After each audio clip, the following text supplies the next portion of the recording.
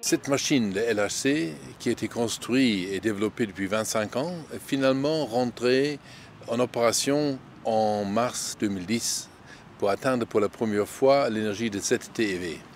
Avec cette grande énergie, on peut recréer des microscopiques Big Bang en grande quantité. La raison pourquoi on fait autant de collisions, c'est que les phénomènes qu'on cherche sont extrêmement rares. Et afin de trouver ces informations, il faut avoir des systèmes extrêmement sophistiqués qui permettent d'extraire les événements intéressants.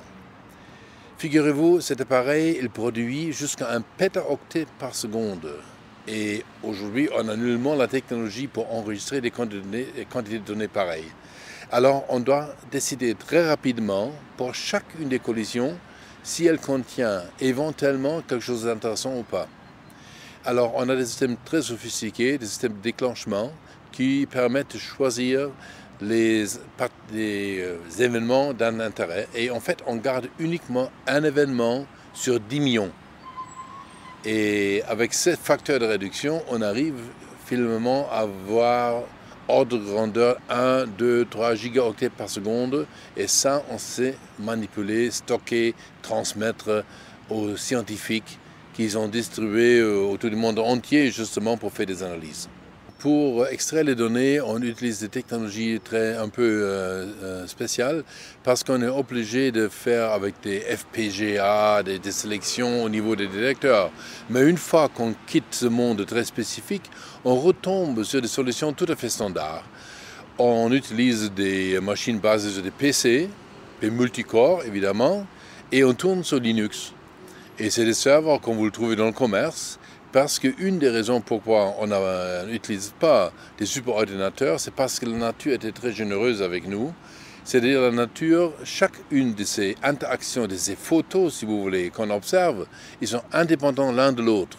C'est-à-dire on peut donner une photo à un ordinateur, la suivante à un autre ordinateur, et les ordinateurs peuvent travailler indépendamment, ils ne se causent pas.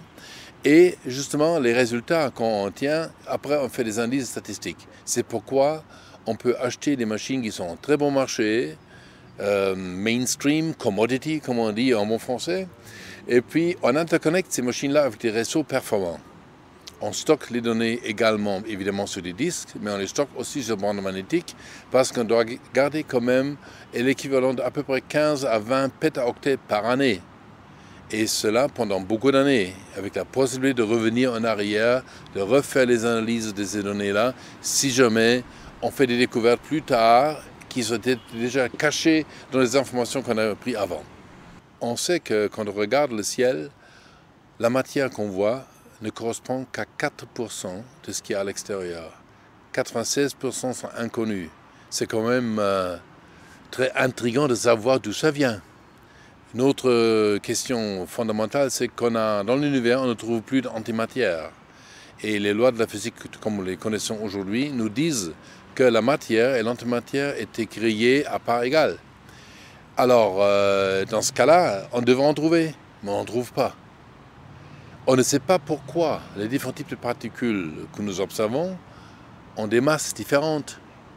L'électron que tout le monde connaît, qui sort de la prise, il y a un grand frère qui s'appelle le muon, 200 fois plus lourd, on ne sait pas pourquoi.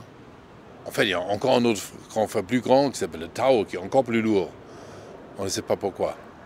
Et justement, on essaye avec les expériences qu'on fait, peut-être de trouver des solutions, des explications, peut-être à travers cette fameuse particule de Higgs, qui est censée donner la masse à toutes les autres particules.